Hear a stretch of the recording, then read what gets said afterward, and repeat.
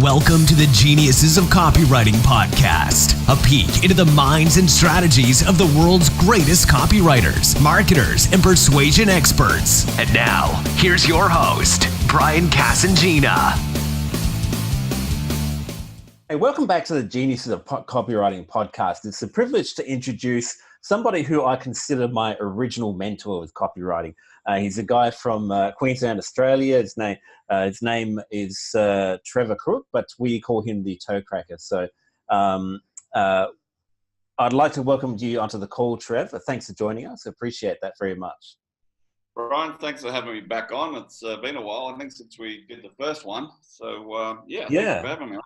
Yeah, because when I did the original interview, it's for a book I did ages ago, and the podcast was, I don't even know if they had podcasts back then, mate, but when I created a podcast called Geniuses of Copywriting, you are a no-brainer to get back on and do a proper episode, so I appreciate it. My pleasure. So what would you like me to run through? Well, it's really interesting that about the event that's coming up in Poland, and while this is not a sales pitch for that, I know you've got some really interesting stories about Drayton. Drayton Byrd is the man whose honour the event is in. It's his 83rd birthday. Is that right? Yeah, it is, and definitely 83rd. I could tell you some stories, but some of them probably aren't for the podcast. They're more for the VIP private stuff.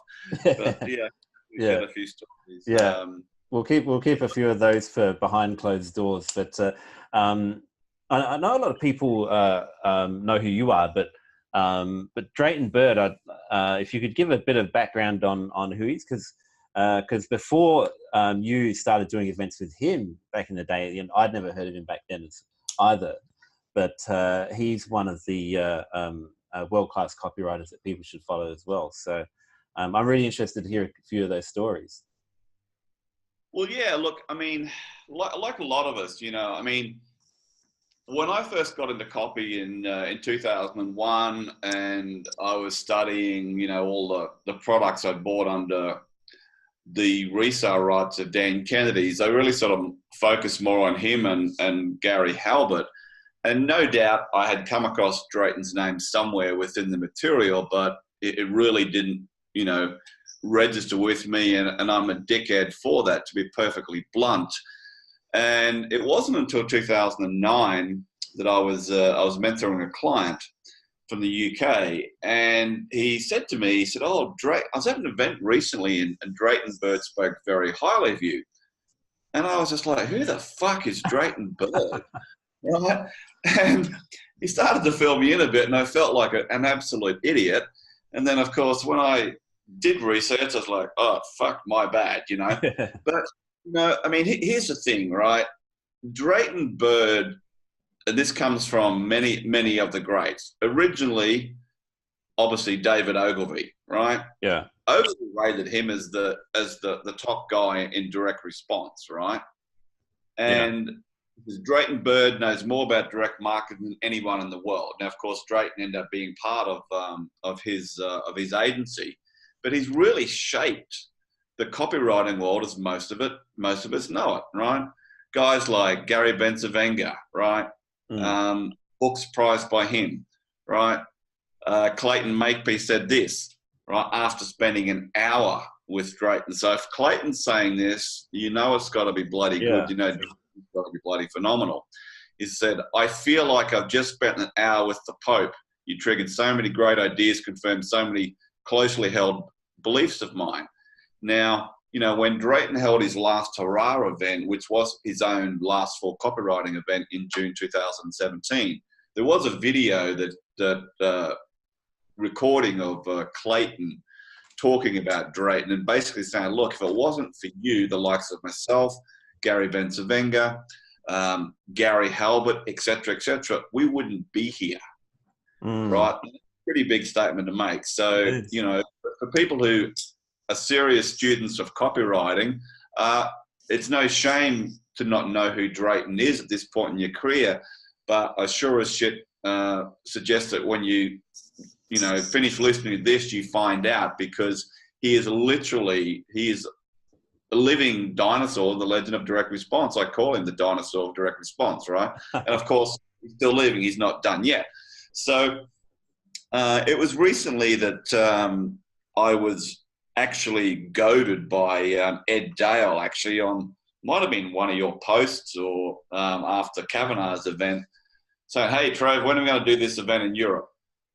And because last year when I was at the Gary Halbert Memorial event as a guest, John Carlton, Bon Halbert, Caleb O'Dowd, Ed Dale, who were all there, right, and all there speaking, obviously, all agreed that if I put some event on in Europe, that they would come, right? And I was like, yeah, okay, sure. You know, trying to find something that the dates fit for everybody was something I thought might not be possible. So after Ed having a little jab at me and me being the Australian like he is, I accepted the challenge. And so I messaged all those guys, right, as well as Matt Fury separately, to say, look, this is what I'm thinking of doing. Drayton's got an 83rd birthday coming up in late August. What if we wrap an event around to celebrate not just Drayton's 83rd, but, you know, what he's done and what he's been able to achieve in the amount of people's lives he's changed in business and also copywriters with his, I think, about 59 years in this industry. And they all agreed. They're all like, hell yeah, we're in, right? So, of course, then I had the twist, get him drunk, Drayton's arm to get him to agree. Yeah. And I happened to be in the UK a couple of weeks ago in London after doing an event, and I'd messaged him and he's like, yeah, I'm a little bit busy right now. I'm working on my autobiography.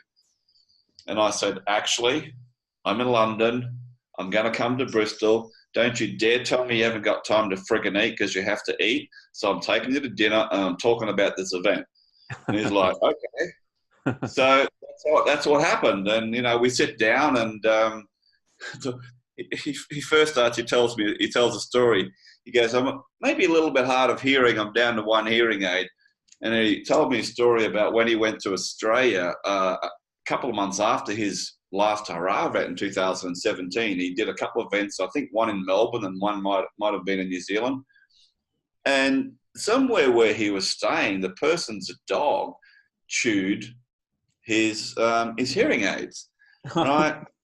And he goes, it's just Drayton being Drayton. He goes, it's a bloody French bulldog, fucking poof dog, those, right? And just kept going like it was nothing. And that's Drayton, you know, he comes out with whatever he wants to say. And at his age, you know, in between that, there's a lot of gold in terms of, you know, copywriting and advertising stuff.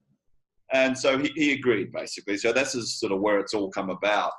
And it's exciting because, and again, you know, this isn't, you know, it's not a pitch, it's letting people know, but I mean, you know, no one, right, as in John Carlton, Bon Halbert, Ed, Caleb, etc., are going to do their usual presentation. They're all working on something completely, you know, of course there'll be some regular stuff they would normally talk about, but they're really digging into doing something that they've never done before, right, out of respect for Drayton. Yeah. Right? And even, like, I was chasing the boys up last week, said, come on, I need your bios, need the bullet points, the copy's been worked on. And bloody John Carlton's like, oh, I need another week at least. You know, it's like, I only want 10 to 12 bullets, mate. You know, so he's taking it pretty serious. So, you know, it's, and even on the, you know, some of the bonus stuff and the VIP stuff, I said, look, I want something that's either never been released before, never been seen, or something that only a selection of your top clients have got. And they're all pretty much have agreed to that.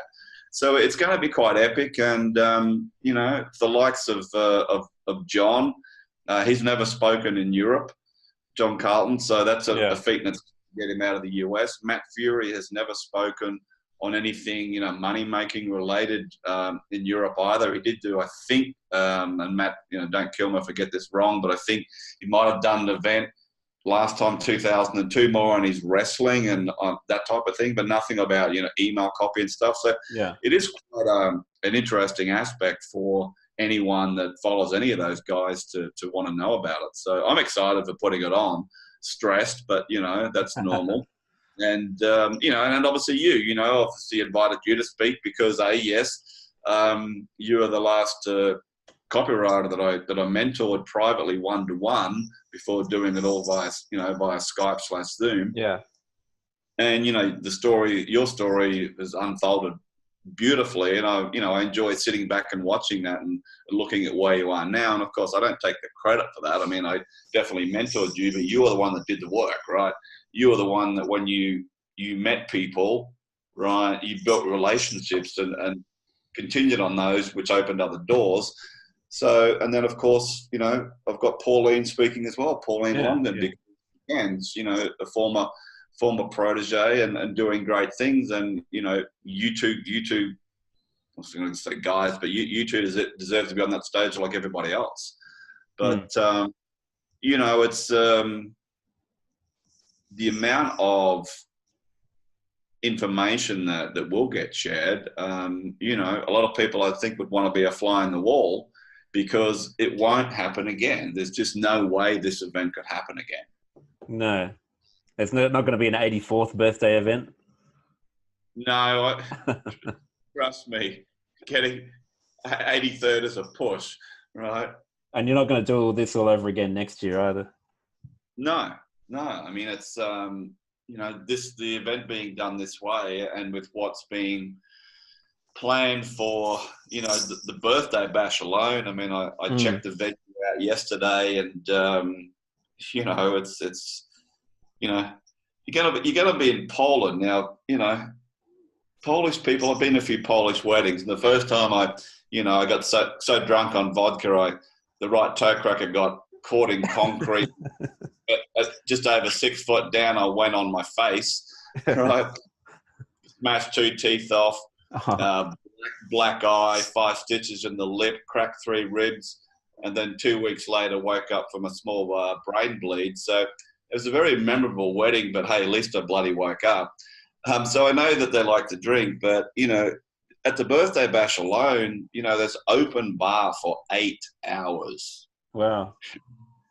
So it'll give you some idea. And I know the food menu that's coming, and it'll be quite the party, And then, of course, there'll be a small amount of VIP spots available for people on the last day. Yeah, the VIP, they'll be really special as well. Something that's always fascinated me that you've been really good at is building these relationships. You just touched on that briefly then, because something that I've really focused on, like for me, building these relationships has been just as important as getting learning my copy chops. Knowing the right people has opened a lot of doors as just as much as any winning campaigns that I've written. Now, how have you gone about that? Have you gone about it consciously trying to network and meet as many people, or is it just something that's sort of evolved more naturally? Look, for me, it's just been the way I've been pretty much my whole life. I've always, going back to childhood, my parents, definitely, I wouldn't say bashed into me, but drilled into me about, having manners and all that sort of stuff. Yeah. Right. And my banking days, when I was a wanker banker, right, you had to have relationships with your clients and and had a lot of sort of networking functions in those regards. And, before I changed into the copywriting side of it, one of my biggest clients when I was up in Cairns in far north Queensland was, they were a $10 million account, and there was sort of 2 couples, 2 married couples, which had hotel, childcare centers, luxury apartments, you name it, right? And, they were very well connected, right? And I would be Frank, right, one of the partners, even though it was 4, Frank was like the godfather, right? He would insist that I was there every day for coffee, right? And at least 3 times a week for lunch. Yeah. Now, I'm the 2IC, second in charge of the business banking center, leading it. My team was about nine staff of lending officers below me, right? And then, we used to do about 150 to $200 million a year in loan approvals. Yet here's me almost half the week out of the office. Wow. Right? Because the relationship I had with Frank brought in so much business, especially over those lunches, because he generally always had some important guest that was there or a friend drop in. Now, one guy in particular, I mean, I'm sure you'd remember Nanda Pasta. Yeah. Right. Well, one of the guys was a guy called Ralph Di Pasquale. Now, the Di Pasquale brothers, they were the company that sold Nanda to Italy, right? Yeah. So, guys like Ralph, and then, of course, like-minded people, other people that were like, hey, Trevor's our bank manager, boom, boom, boom. And I'd get to write business that way, right? So that was probably where in my banking career, that side of it, I really understood it more than any other time in my life. And then in the copywriting world, I've always believed in just building a relationship, and whether it's with a potential new client or just someone that you can have a relationship with where you might be able to refer business to them and vice versa, even though you mightn't actually do business together. So, I call it my building the emotional bank account deposit, right? The very first time you meet somebody. And it might mean that you might never do business with them personally, right? But it might be, they might refer someone or vice versa. Or you might do business 2 years down the track, 3 years down the track, 5 years down the track. Who knows when, right? But I've always been conscious of that. And really, it was when I gave that little presentation at Mind Valley last year, which is probably April when you were still there. Yeah, sounds where right. one of the ladies in the room asked me about, what do you think? Why do you think you've had so much success? And it was pretty simple, although I'd never really thought of it, right? But the answer was there. So you asked a question. It's all about relationships, right? And had I not had the relationship that I had with Ed Dale and the other guys, getting him to even agree to do this event, I doubt would have happened, right? And even with Drayton, after 8 years of sort of really knowing who he is in the copywriting world, we've then built a pretty good relationship. And then to the point where when he did have his last hurrah, of all the copywriters in the world he could ask to speak, I was the only one. And I felt very honored and privileged back then, and I still do now, and I always will. But had we not built the relationship we had, right, I doubt that would have been the case. Yeah. Right. From what I've seen, right, and this is what I like watching, and Pauline's the same as well, is that you are building relationships, right? And, it's not just a relationship, right? It might be, people from years ago that you go, you know what, I've neglected that relationship, because sometimes it happens, right? So you go back and you nurture it again. But it's critical for me. Relationship is absolutely the number one reason I'm where I am today. Yeah, it's really interesting because it's been a focus of mine the last, I guess overall, but I've really focused in the last few years, especially lately, as another way to really grow your business as a copywriter. I mean, as many of the people listening to this podcast will know, may have even met me at the TNC seminar that we just had in San Diego, TNC 2019. And one of the main things that I set out to do there was just meet as many people as I can. I think I sat through about one entire session, which I think was Todd Brown's, and the others I hung about a bit, but I was mostly out meeting people. I was hanging out with Bond Halbert every day, and one of the days, it's a really funny story. Do you remember that picture I posted where it's got me, Ed Dale, John Benson, and Bond and Rich Sheffrin and Fernando Cruz? We turned up to the event one morning, and one of the people who was on the ad skills team said Fernando Cruz is here, and I said, yeah, I jumped right on that. I definitely want to meet him because for those who are not familiar with him, he writes for one of the Agora companies, and his webinars that he writes tend to do about $25 million in sales per webinar. So he was somebody I definitely wanted to meet. And it was about 9:30 in the morning, and someone said, oh, he's going to be at the bar drinking Moscow Mules. And I thought, oh, at 9:30 in the morning, it's drinking at TNC. That's the life of a copywriter, So we went up to the bar, and sure enough, there he is, the orange drink in hand. And we ended up meeting, and I invited him on the podcast, and that's how that photo came about, because we ended up all talking strategy, and it's got like me with some of the best copywriters of all time in the one photo. So that was really how that really cool photo came about. But yeah, that's what I set out to do at that whole event. That's why I traveled 16 hours across the road, not to sit in the room and learn how to run a webinar. I traveled over there to meet all these people in the flesh. Yeah, and that's brilliant, and here's the thing, right? A lot of guys like what's his name? Is it Fernando? Fernando Cruz, yeah. Yeah, I mean, Fernando, Bond, Matt Fury's another one, is where they can smell bullshit a mile away. And if someone's just got an agenda, right, to literally is something I taught Fury about, pissing in your pocket, right? Yeah, well, that's a good saying. Or they're trying to milk your brains, yeah, right? But they can also spot genuine people, right?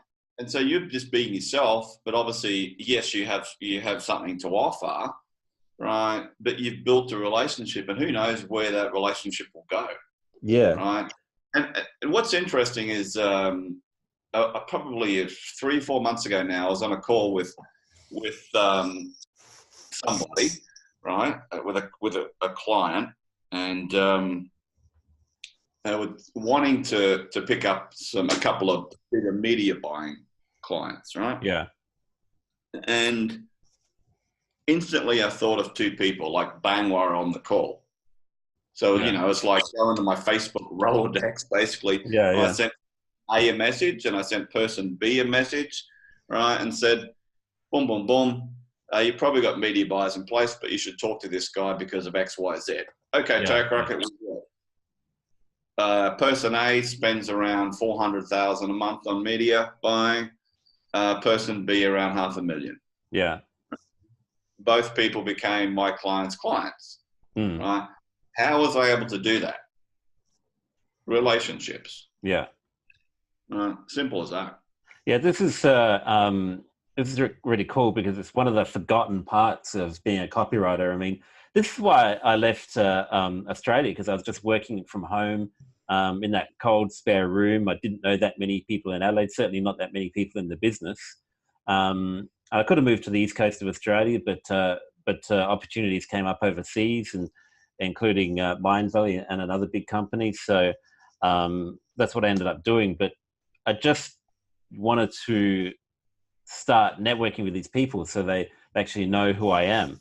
And I mean, like, to continue the story from TNC, the most important part that I didn't even cover was the fact that I picked up one big retainer client, and I picked up a bunch of smaller gigs as well. And like you said, who knows where the other relationships will go. So, it's really fascinating and profitable. Yeah.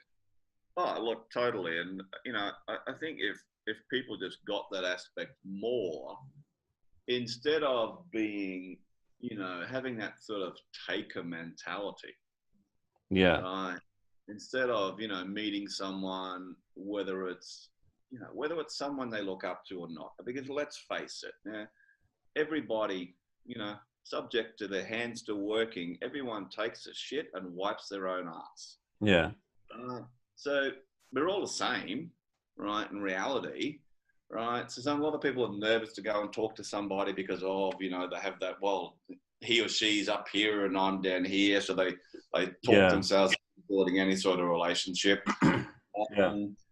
I'm just myself. I'm the same person in the morning. I'm the same person at an event. I'm the same person in the bar, right? Whether it's at an event or whatever, And I know that, like, for example, when I go to any event that I'm speaking at, if I'm, a guest speaker at someone's event, of course, I'm not offering copywriting services at the event, but I always pick up copywriting projects. Yeah. Right.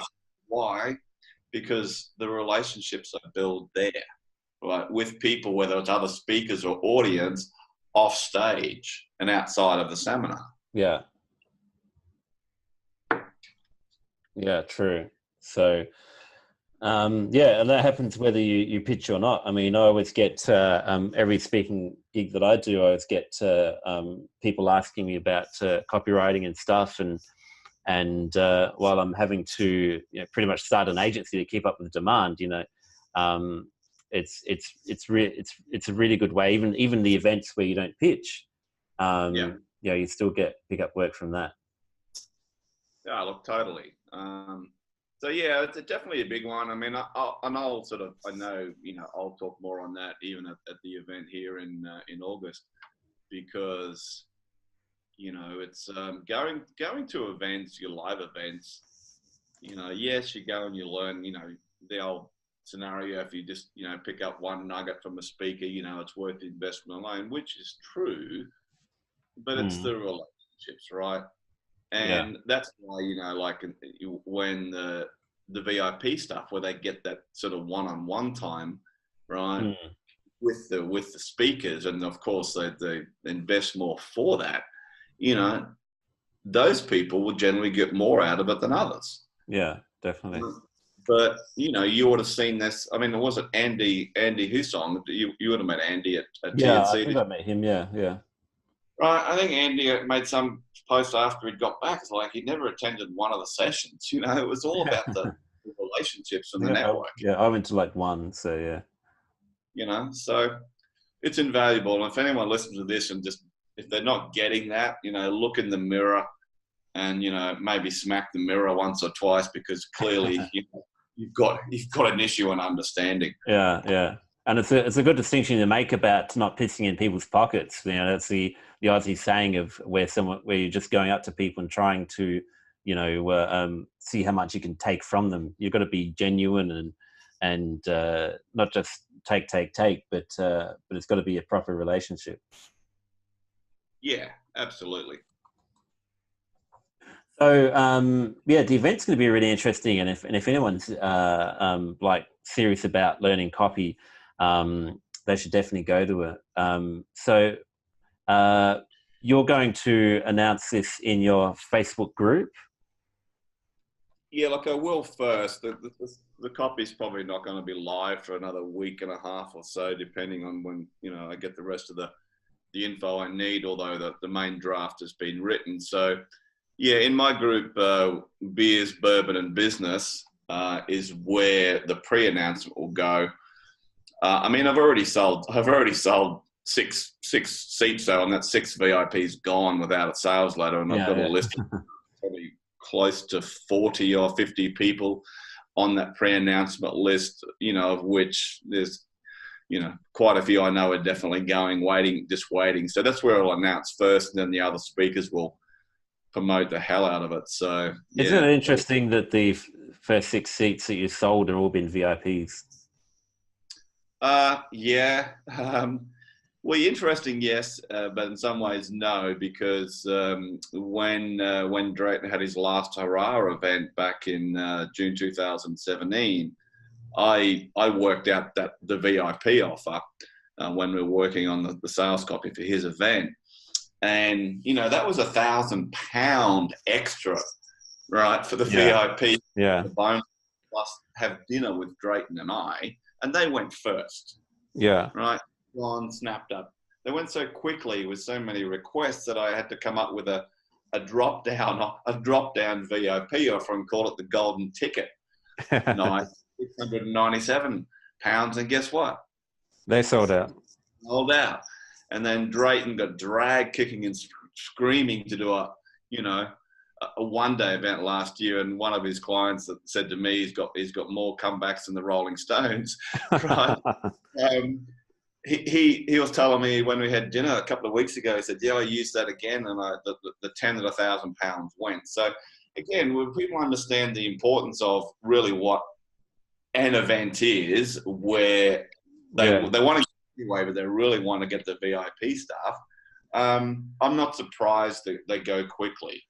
Right. I think with this, I'm going to have more people wanting VIP than I can handle have VIPs. Yeah, yeah. I was thinking the same thing. I mean, what I really meant was, like the people who are early adopters and fast acting, they're always going to get the VIP anyway. They're not going to just get a regular ticket. They're smart enough to know the value that you're presenting there. So, very smart. So I'm smarter than I look. So the Beers Bourbon and Business Group. Yep. I'll chuck a link on the site here. If you're listening on iTunes, I'll chuck a link on geniusesofcopywriting.com to the group, or you can just search on Facebook, join the group, and that's where the pre-announcement will be. So that's one of the few groups on Facebook that I actually pay any attention to at all. So it's a real good one. Thanks, mate. Yeah, and I'm looking forward to obviously everything, and obviously catching up with you and teaching you how to drink, because clearly when I was mentioning you were bloody clueless, like two-pot screamer. But well, I wouldn't say that, but I'm nowhere near your. No, nowhere near you. I'm not going to try and keep up with you again. I made that mistake once before. We had some fun nights at the Winking Judge in Vancouver, which I can remember a good portion of the night. But when I tried to match pace with you, I was clearly out of my league. Well, clearly you've now learned to quit while you're behind, unlike back then where you're trying to put your fantasies ahead of your capabilities, and that's okay. But it's gonna be a cracker, especially. I can imagine the carnage after 8 hours of an open bar of beer, wine, rum, Polish vodka, whiskey. I think this will be the last hurrah for that pub as well, because they won't be able to afford to stay in business with after 8 hours of having you there. So I mean they cater for that stuff, but I was like, okay, 8 hours. I was told 3 initially. No, we 8 hours. It's like, okay, lock that. I'll take the deluxe booze package, thank you. Yeah. I think I'll do a few hours and go home to the hotel and have a sleep for a couple of hours and come back with a second wind. I think once you leave, though, there's no re-entry. That'll be a rule. We'll see about that. I'll get a stamp on my hand. Sounds fair. All right, thanks for that, Trev. So anyone listening to this, especially if you're smart enough to want to go to this event, go and join the group Beers, Bourbon and Business. So I'll chuck a link on the site, on the page at geniusesofcopywriting.com. That'll be up pretty soon, and make sure you join the group. There's a few rules to as you apply, but definitely pay attention to that and watch out for the pre-announcement for the event, and follow Trevor as well, because like I said, Trevor was the person I consider to be my first and greatest copywriting mentor for copywriting pure and simple. I've got a lot of that out of what we've worked together and studying his stuff over the years. I've bought a few of his courses and that. So definitely follow him for copywriting. This group is a great copywriting resource as well. All right, cheers for that. You even modeled my hairstyle, so yeah. Just gotta get Ed down now. Yeah. Ed's on the way. I think by the time the end of the event comes around, especially after 8 hours in the pub, we can probably get it done. I'll probably shave his head for him. Yeah. Yeah, he might not be conscious at the time. I don't know if he drinks. Does he drink? I'm not sure. He's from Victoria, so probably not too much. Oh, okay, yeah. That's too bad. We already know Bond will be having cokes and juice and stuff. So, but Ed, we can probably corrupt him pretty easily. I'll see if I can get Mr. John Carlton to drink his Guinness out of a straw again, like I did in Vegas. Yeah. So I do have a photograph, by the way. It's always black mark for the future. Yeah. So, That's always good. Yeah. It'll be good. All right, mate. Yeah. Thanks, Appreciate you having a good on one. and Cheers. mentioning obviously the event and the group. And it was always a pleasure to mentor you. And now I just get to sit back and watch what you do with it, which is a shitload. Yeah, appreciate that. Have a good one. Thanks. Thanks, mate. You too. Thank you for listening to Geniuses of Copywriting with Brian Casangina. To get the full transcript and all the resources mentioned on today's show, go to www.geniusesofcopywriting.com now.